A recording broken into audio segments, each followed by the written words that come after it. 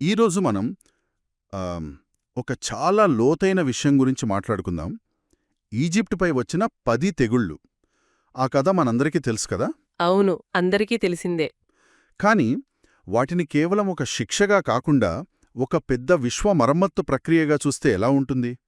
ఈ కొత్త కోణాన్ని అర్థం చేసుకోవడానికి మన దగ్గర బీట్ ఇస్రాయెల్ ఇంటర్నేషనల్ అలాగే గడ్డి ఎఫ్రాయిం అందించిన కొన్ని అద్భుతమైన విశ్లేషణలున్నాయి. అవును, ఈ కోణం మొత్తం కథనే మార్చేస్తుంది.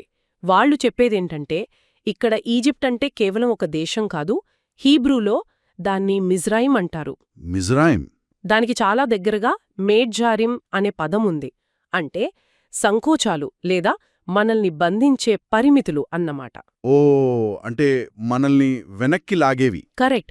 కాబట్టి ఈ నిర్గమనమంటే కేవలం బానిసత్వం నుండి స్వేచ్ఛ కాదు, మన చైతన్యాన్ని బంధించే ఆ సంకోచాల నుండి విముక్తి పొందడం. ఇది ఒక విశ్వ పునరుద్ధరణ. ఇక్కడే అసలు విషయం మొదలవుతుంది. ఈ విశ్లేషణల ప్రకారం సృష్టి 10 దైవిక వాక్కుల ద్వారా జరిగిందట. మరి ఈ 10 తెగుళ్ళు ఆ సృష్టి ప్రక్రియను కావాలనే వెనక్కి తిప్పినట్లుగా ఉన్నాయని అంటున్నారు. అంటే ఒక తప్పుడు నిర్మాణాన్ని కూల్చివేయడమా? సరిగ్గా అదే. ఇది యాదృచ్ఛికంగా జరిగిన విధ్వంసం కాదు. యూదుల ఆధ్యాత్మిక సంప్రదాయంలో సెఫిరోట్ అనే ఒక భావన ఉంది. ఒక్క నిమిషం, సెఫిరోట్ అంటున్నారే, అదేంటో మన శ్రోతల కోసం కొంచెం వివరిస్తారా? దైవిక శక్తుల ప్రవాహాలు అంటున్నారు. అంటే సృష్టికి మూలస్తంభాలలాంటివా? అనుకోవచ్చు. అవి సృష్టిని నడిపించే 10 దైవిక గుణాలు లేదా శక్తులు. ఆసక్తికరంగా ఈ 10 తెగుళ్ళు ఆ సెఫిరోట్ల క్రమానికి వ్యతిరేక దిశలో పనిచేస్తాయి. వ్యతిరేక దిశలోనా? అవును. ఉదాహరణకు మొదటి తెగులు రక్తం. ఇది మల్ఖుత్ అనే సెఫిరాకు సంబంధించింది. దాని అర్థం రాజరికం. ఆగండి, రక్లానికి రాజరికానికి సంబంధమేమిటి? ఇది కొంచెం అర్థం కాలేదు. మంచి ప్రశ్న. చూడండి, ఈజిప్ట్ జీవనాధారం నైలు నది కదా. ఫరో ఆ నదిని, దాని నీటిని తన అధికారానికి, తన రాజరికానికి చిహ్నంగా చూసుకున్నాడు. నిజమే. ఆ జీవనాధారాన్నే రక్తంతో నింపడం ద్వారా అతని తప్పుడు అధికారం పునాదులనే దెబ్బతీసినట్టయింది. ఇక చివరి తెగులు ప్రథమ సంతానం మరణం. ఇది కెట్టర్ అంటే కిరీటం అనే అత్యున్నత సెఫిరాకు వ్యతిరేకం. ఇది ఈజిప్టు యొక్క తప్పుడు కిరీటాన్ని, వాళ్ల అహంకారాన్ని పూర్తిగా బద్దలు కొట్టిందనమాట. అద్భుతం.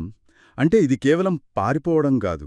బీట్ ఇస్రాయేల్ వారి దృష్టిలో విమోచన అంటే విడిపోవడం కాదు, పునరేకీకరణ అని అర్థం చేసుకోవాలా? విరిగిపోయిన సంబంధాలను మళ్లీ కలపడం లాంటిదా? ఖచ్చితంగా. ఆ పదం చాలా ముఖ్యం, పునరేకీకరణ. ఈ తెగుళ్ళు ప్రకృతిని సృష్టికర్తతో, శక్తిని వినయంతో, సమృద్ధిని సేవతో తిరిగి అనుసంధానించాయి. ఈ సూత్రం ఇప్పటికీ వర్తిస్తుందని ఆ మూలాలు చెప్తున్నాయి. అంటే ఆధునిక ప్రపంచానికి కూడానా? అది ఎలా? మన కాలంలో ఈజిప్టులో ఏమిటి? ఇది మనల్ని బంధించే ఆధునిక మిజ్రోయిం లేదా సంకోచాలే. వీటిని సరిచేయడమే నేటి విమోచన.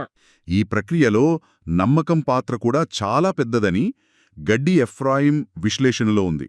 మోషే అద్భుతాలు చేసిన తర్వాత ప్రజలు నమ్మలేదు. అవును, అది చాలా కీలకమైన పాయింట్. అద్భుతాలు జరగకముందే కేవలం మాట మీద నమ్మకం ఉంచారు. ఆ విశ్వాసమే వాస్తవికతను సృష్టించిందట. ఆ వాక్యం గురించి ఒక్క క్షణం ఆలోచిద్దాం. విశ్వాసం వాస్తవికతను నిర్మిస్తుంది. అంటే మనం చూసేదాన్ని నమ్మడం కాదు, మనం నమ్మేదాన్ని సృష్టించుకోవడం. అవును, అందుకే విమోచన ప్రక్రియలో ఒక విచిత్రమైన ఘట్టముంటుంది. విమోచకుడు కనిపించి, అదృశ్యమై మళ్లీ తిరిగి వస్తాడు. ఈ చివరి అంశం నన్ను బాగా ఆలోచింపజేస్తోంది.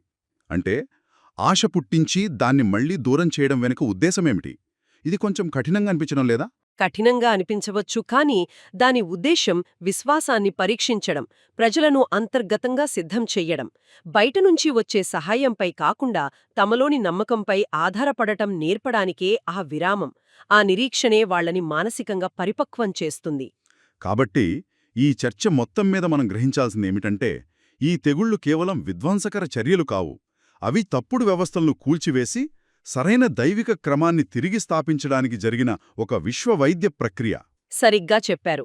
శిక్ష కోసం శిక్షించడం కాదు, పునరుద్ధరణ కోసం శుద్ధి చెయ్యడం. తప్పుడు అధికారమనే పునాది కూలిపోయిన క్షణంలోనే అసలైన విమోచన మొదలవుతుంది. వినేవారి కోసం ఒక ఆలోచనతో ఈ చర్చను ముగిద్దాం. విమోచకుడు కనిపించకుండా పోవడమనేది మన విశ్వాసాన్ని శుద్ధి చేయడానికి అని మూలాలు చెబుతున్నాయి. దీని గురించి ఆలోచించండి. చుట్టూ చీకటిగా ఉన్నప్పుడు కాంతి వస్తుందనే నమ్మడమే బహుశా అసలైన అద్భుతం కావచ్చు కదా.